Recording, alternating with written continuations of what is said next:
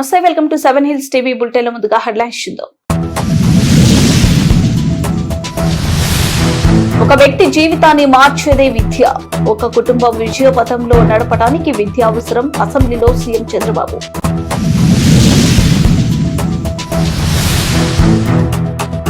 వెంకటపాలెంలో ఎన్టీఆర్ విగ్రహానికి మంత్రి నారా లోకేష్ నివాళులు.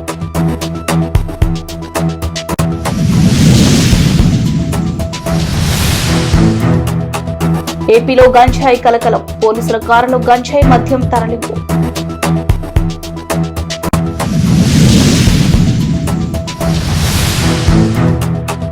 కిటకిటలాడుతున్న ఆర్టీసీ బస్సులో పొగలు, భయాందోళనలో ప్రయాణికులు.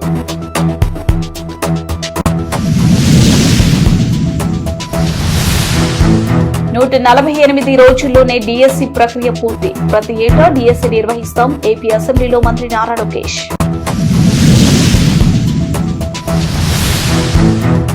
పీజీఆర్ఎస్ లో వచ్చే ఆర్జీలను అత్యంత నాణ్యతతో నిర్దేశిత సమయంలో పరిష్కరించాలి. జిల్లా కలెక్టర్ సుమిత్ కుమార్.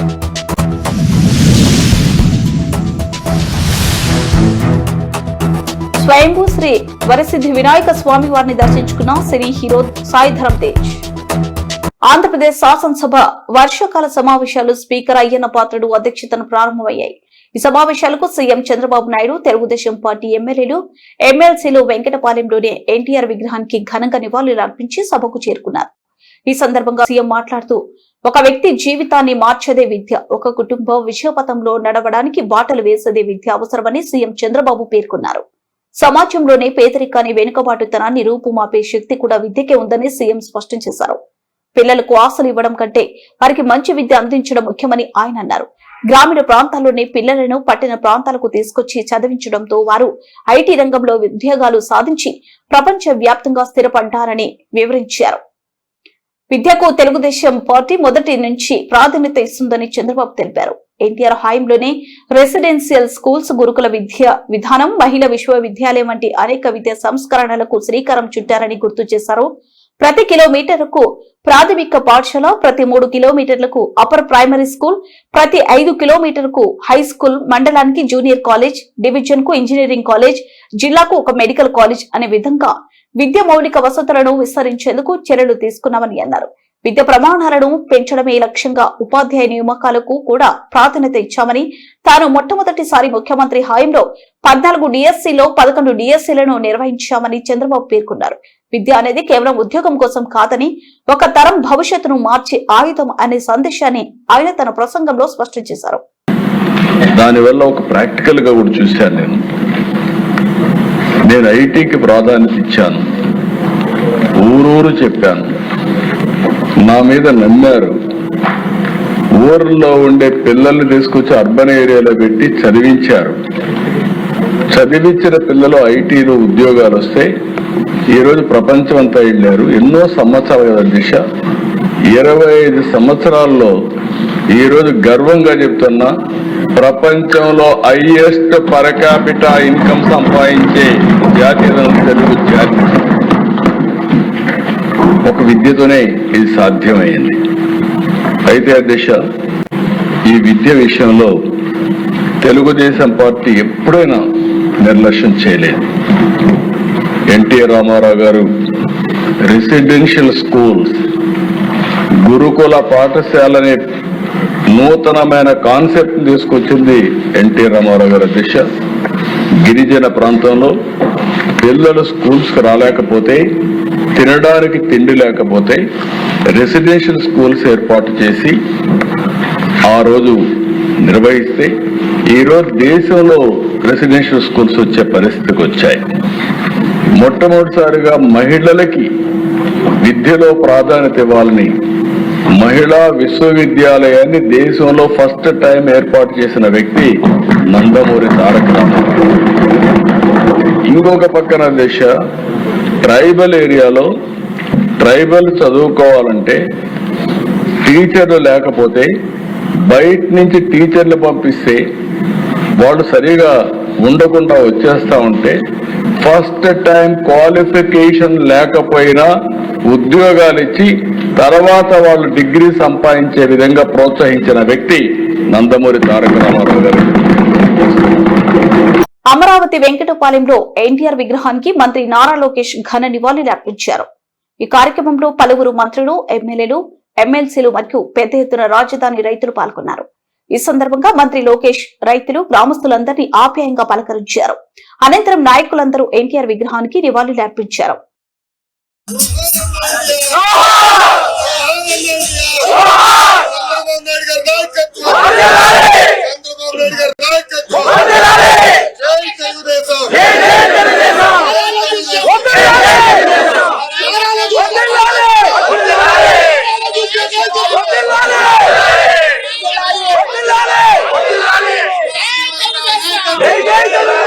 బాపట్ల జిల్లా అద్దంకి సమీపంలో ఇద్దరు ఎస్ఐలు సివిల్ దుస్తులో వెళ్తున్న స్విఫ్ట్ డిజైర్ కార్ ఆటోను ఢీకొట్టడంతో నలుగురికి తీవ్ర గాయాలయ్యాయి. ప్రమాదం తర్వాత పోలీసుల కారు డిక్కీలో గంజాయి ఉన్నట్లు స్థానికులు గుర్తించడంతో తీవ్ర కలకలం రేగింది. గంజాయి ఎక్కడి నుంచి వచ్చింది, పోలీసులు సీజ్ చేసిందా లేక తరలిస్తున్నారా అంటూ స్థానికులు ప్రశ్నించిన స్పష్టమైన సమాధానం రాలేదని ఆరోపించారు. కారు డిక్కీని పూర్తిగా తనిఖీ చేయాలని స్థానికులు పట్టుబట్టగా ఇద్దరు ఎస్ఐలను మరో కారులో అక్కడి నుంచి పంపించారని ఆరోపణలు వచ్చాయి. ఈ ఘటనపై ఉన్నతాధికారులు సమగ్ర దర్యాప్తు చేసి బాధ్యులపై చర్యలు తీసుకోవాలని స్థానికులు డిమాండ్ చేశారు.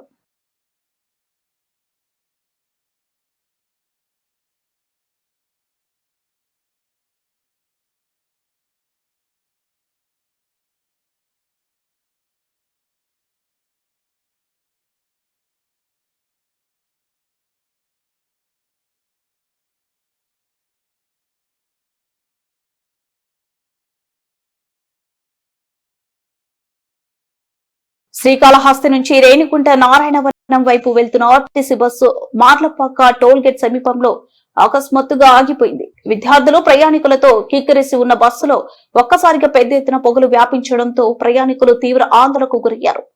బస్సు మొత్తం పొగతో నిండిపోవడంతో అప్రమత్తమైన సిద్ధార్థ కళాశాలకు వెళ్లే విద్యార్థులు అత్యవసర ద్వారం బయటకు వచ్చారు. అనంతరం విద్యార్థులు, ప్రయాణికులు కలిసి బస్సును 2-3 సార్లు తోసిన అనంతరం బస్సు తిరిగి స్టార్ట్ అయింది. దీంతో ప్రయాణికులు ఊపిరి పీల్చుకున్నారు. ఈ ఘటనలో ఎలాంటి ప్రాణ నష్టం జరగకపోవడంతో అందరూ ఊపిరి పీల్చుకున్నారు. ప్రయాణికుల భద్రత దృష్ట్యా ఆర్టీసీ అధికారులు బస్సులు సాంకేతిక పరిస్థితులను ఎప్పటికప్పుడు తనిఖీ చేయాలని ప్రయాణికులు కోరుతున్నారు.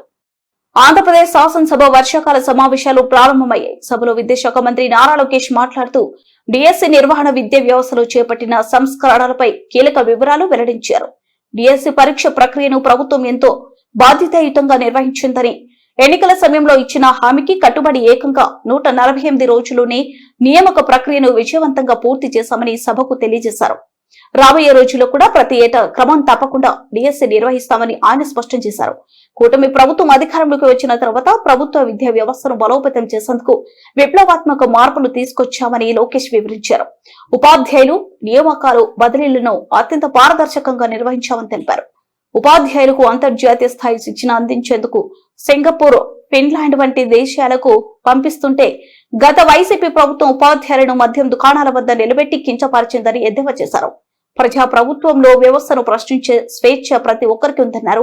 డిఎస్సి నియామక ప్రక్రియపై న్యాయస్థానంలో 336 కేసులు దాఖలైన విషయాన్ని మంత్రి గుర్తు చేస్తూ కోర్టు ఆదేశాలకు అనుగుణంగా దేశ చరిత్రలోనే తొలిసారిగా డిఎస్సిలో వర్టికల్, హారిజాంటల్ రిజర్వేషన్లను పక్కగా అమలు చేశామని వెల్లడించారు. ఎలా ప్రాసెస్ పాటించాము, అంతేకాకుండా డిఎస్సి పైన ఎలా రాబోయే రోజుల్లో కూడా ఎలా ముందరికి తీసుకెళ్ళబోతున్నాము, దాంతో పాటు ప్రత్యేకంగా మెగా డిఎస్సి పైన ఉన్న మిత్స్ ఏంటి, ఫ్యాక్ట్స్ కూడా వివరిస్తాం జరిగింది అధ్యక్ష. అంతేకాకుండా స్పోర్ట్స్ కోటా గురించి కూడా డీటెయిల్డ్ గా సమాధానం ఇస్తాం జరిగింది అధ్యక్ష. అంతేకాకుండా ఎఫ్ఏక్యూస్ కూడా, ఎందుకంటే గౌరవ సభ్యులు కూడా డిఎస్సి గురించి ఒక డీటెయిల్డ్ గా అర్థం చేసుకోవాల్సిన అవసరం ఉంది అధ్యక్ష. అందుకే ఈ పుస్తకం కూడా రూపొందించి మీ అనుమతితో, చైర్ అనుమతితో గౌరవ సభ్యులందరూ కూడా ఇస్తాం జరిగింది అధ్యక్ష. అధ్యక్ష, డిఎస్సి అనేది ఒక బాధ్యతగా ప్రజాప్రభుత్వం తీసుకుంది అధ్యక్ష. ఎందుకంటే 2024 ఎన్నికల ముందల Telugu Desam party, Janasena party, Bharatiya Janata party 3 పార్టీలు కలిసికట్టుగా ప్రజలకి హామీ ఇస్తాం జరిగింది. ప్రతి ఏటా డిఎస్సి చేస్తాం, మొదటిది మెగా డిఎస్సి చేస్తామని ఆనాడు హామీ ఇస్తాం జరిగింది అధ్యక్ష. దాంట్లో భాగంగా అధ్యక్ష ఒక్కసారి మనం చూస్తే 2025 డిఎస్సి 16,347 పోస్టులతో మనం డిఎస్సి చేస్తాం జరిగింది అధ్యక్ష. దాంట్లో సుమారుగా 3,36,300 మంది అభ్యర్థులు దీనికి అప్లై చేస్తాం జరిగింది అధ్యక్ష.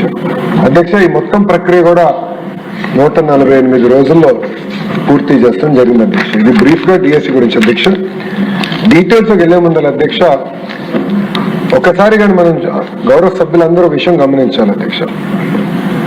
ప్రభుత్వ పాఠశాలలో ప్రభుత్వ సిస్టంలో మనం ఒకసారి చూస్తే తెలుగుదేశం పార్టీ ఆవిర్భావం నుంచి అనేక సంస్కరణ తీసుకొచ్చాం అధ్యక్ష. అన్నగారి నాయకత్వంలో 1983లోనే మధ్యాహ్న భోజనం పథకం మనం తీసుకొచ్చాం అధ్యక్ష. అంతేకాకుండా ఈరోజు పొద్దున గౌరవ సభ్యులందరూ కూడా మాట్లాడారు, అయ్యన్న పాత్రుడు గారు కూడా చెప్పారు అధ్యక్ష. బీసీ సోదరుల కోసం ప్రత్యేక రెసిడెన్షియల్ స్కూల్స్ కానివ్వండి, అటు ఎస్సీ సోదరులకి ప్రత్యేక రెసిడెన్షియల్ స్కూల్స్ కానివ్వండి ఏర్పాటు చేసింది అన్న ఎన్టీఆర్ అధ్యక్ష. అంతేకాకుండా మహిళల కోసం ప్రత్యేకంగా తిరుపతిలో పద్మావతి విశ్వవిద్యాలయం కూడా ఏర్పాటు చేసిన జరిగింది అధ్యక్ష. ప్రజా సమస్యల పరిష్కార వేదికలో వచ్చే ఆర్జీలను అత్యంత నాణ్యతతో నిర్దేశిత సమయంలోగా పరిష్కారం చూపాలని జిల్లా కలెక్టర్ సుమిత్ కుమార్ పేర్కొన్నారు. ఈ సందర్భంగా చిత్తూరు జిల్లా కలెక్టర్ కార్యాలయంలోని పీజీఆర్ఎస్ సమావేశ మందిరంలో నిర్వహించిన ప్రజా సమస్యల పరిష్కార వేదికలో ప్రజల నుంచి ఆర్జీలను కలెక్టర్ తో పాటు జిల్లా జాయింట్ కలెక్టర్, వివిధ శాఖల జిల్లా అధికారులు ఆర్జీలను స్వీకరించారు. పీజీఆర్ఎస్ లో వచ్చిన ఆర్జీలను తక్షణమే పరిష్కరించాలన్నారు. ప్రజలకు న్యాయం జరిగేలా ప్రతి వినతిని నిర్దిష్ట కాల పరిమితిలో పరిష్కరించాలని, పెండింగ్ లో ఉన్న ఆర్జీలను ప్రాధాన్యతతో పరిశీలించి వెంటనే డిస్పోజ్ చేయాలని జిల్లా అధికారులను ఆదేశించారు.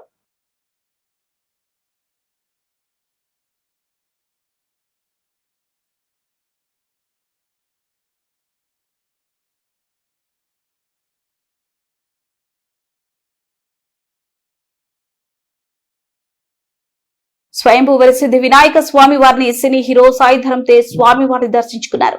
వీరికి ఆలయ అధికారులు స్వాగతం పలికి దర్శన ఏర్పాట్లు చేసి స్వామివారి తీర్థ ప్రసాదాలు అందజేశారు. ఈ కార్యక్రమంలో ఆలయ ఏఈఓ రవీంద్రబాబు, ట్రస్ట్ బోర్డు సభ్యుడు Shivaprasad, superintendent Vasu, temple inspector Balaji Naidu తదితరులు పాల్గొన్నారు.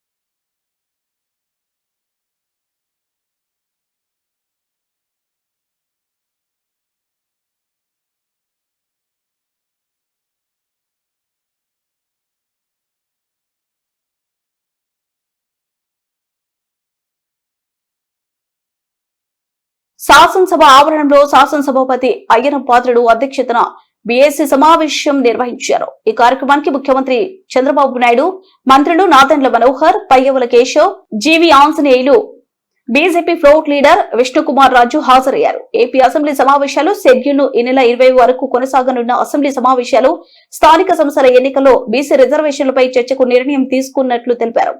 అలాగే ఏపీపీఎస్సీ గ్రూప్ 1 అక్రమాలపై నెల 19న అసెంబ్లీలో చర్చ నిర్వహించి 9 ఆర్డినెన్స్లను బిల్లుల రూపంలో తేవాలని బీఎస్సీ నిర్ణయం తీసుకున్నారు. సమయంలో సంబంధం లేకుండా వర్కింగ్ లంచ్ తో సభ నిర్వహించాలన్నారు.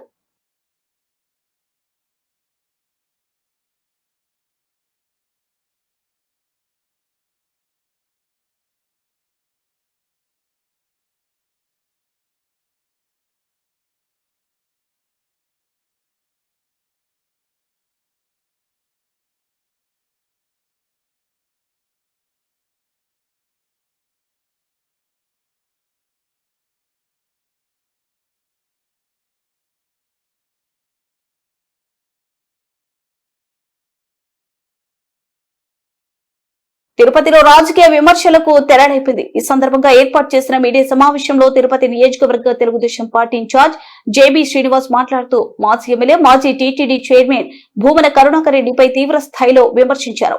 మంత్రి అనగాని సత్యప్రసాద్, జిల్లా కలెక్టర్ వెంకటేశ్వర్లపై మాట్లాడే అర్హత కరుణాకర్ రెడ్డికి లేదంటూ జేబీ శ్రీనివాస్ వ్యాఖ్యానించారు. తిరుపతి అభివృద్ధి, భూ వివాదాలు, TDRW బాండ్లు, టీటీడీకి సంబంధించిన పలు అంశాలను ప్రస్తావిస్తూ తీవ్ర స్థాయిలో ధ్వజమెత్తారు.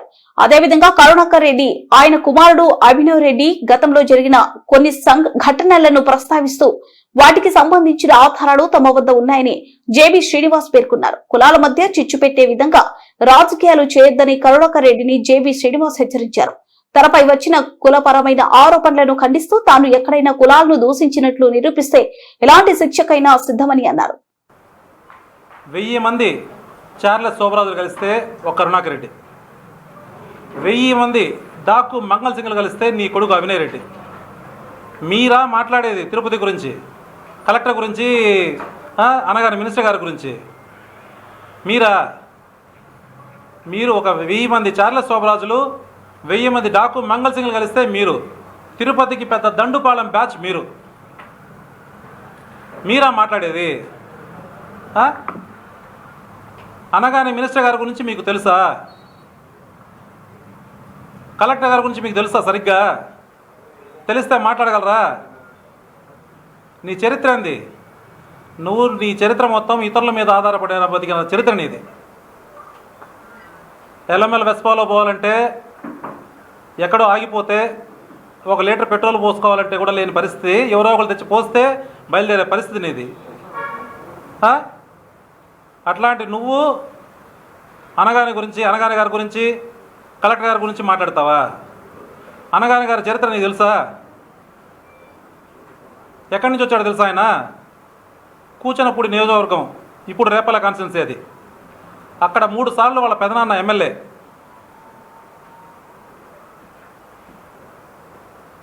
అదే టైంలో ఆయన మినిస్టర్ కూడా, ఫైనాన్స్ మినిస్టర్ కూడా. వాళ్ళ ఫాదరు నిజాం షుగర్స్ MD, వాళ్ళ అక్క గైనకాలజిస్టు, పద్మశ్రీ అవార్డు గ్రహీత. వాళ్ళ అన్నయ్య వచ్చి US సిటిజన్. అనగాని గారు స్వయం శక్తితో ఎదిగిన రాజకీయవేత్త, 3 సార్లు ఎమ్మెల్యేగా గెలిచాడు, ఇప్పుడు మినిస్టర్గా ఉన్నారు. నువ్వేం చేసావు? ఎమ్మెల్యే పదవిని దొంగతనంగా తీసుకున్నావు. సుగుణమ్మ గారి దగ్గర నుంచి దొంగతనంగా లాక్కున్నావు 700తో గెలిచానని చెప్పి. ఆ చరిత్ర ఆయనది, ఈ చరిత్ర నీది, దొంగ చరిత్ర నీది. కాబట్టి నువ్వు అందరినీ దొంగ దొంగ దొంగ అంటావు. నువ్వు చేసే పనులన్నీ దొంగవి కాబట్టి నువ్వు దొంగ దొంగ దొంగ అంటుంటావు. నీ కొడుకు దొంగ, నువ్వు దొంగ. నువ్వు దావుద్ ఇబ్రహీం కన్నా పెద్ద దొంగవి, నీ కొడుకు చోటా షకీల్ కన్నా పెద్ద దొంగ. మీరు దొంగలు. తిరుపతికి దండుపాలెం బ్యాచ్ మీరా మాట్లాడేది? బులెటిన్ ముగించే ముందు హెడ్లైన్స్ మరోసారి. ఒక వ్యక్తి జీవితాన్ని మార్చేదే విద్య. ఒక కుటుంబం విజయ పథంలో నడపడానికి విద్య అవసరం. అసెంబ్లీలో సీఎం చంద్రబాబు.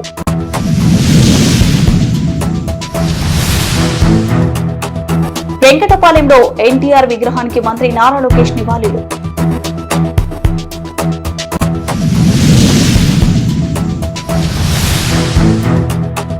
ఏపీలో గంజాయి కలకలం. పోలీసుల కారులో గంజాయి మద్యం తరలింపు.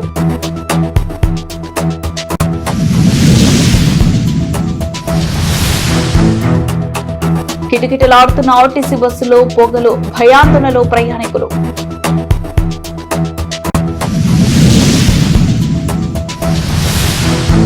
నూట 48 రోజుల్లోనే DSC ప్రక్రియ పూర్తి. ప్రతి ఏటా DSC నిర్వహిస్తాం. ఏపీ అసెంబ్లీలో మంత్రి నారా లోకేష్.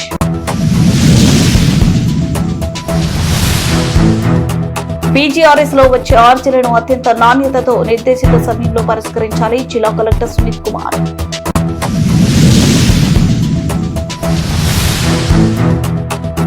స్వయంభూ శ్రీ వరసిద్ధి వినాయక స్వామి వారిని దర్శించుకున్న cine hero Sai Dharam Tej. Bulletin updates మరో బులెటిన్లో మళ్ళీ కలుద్దాం. వాస్తవానికి మీ దగ్గరగా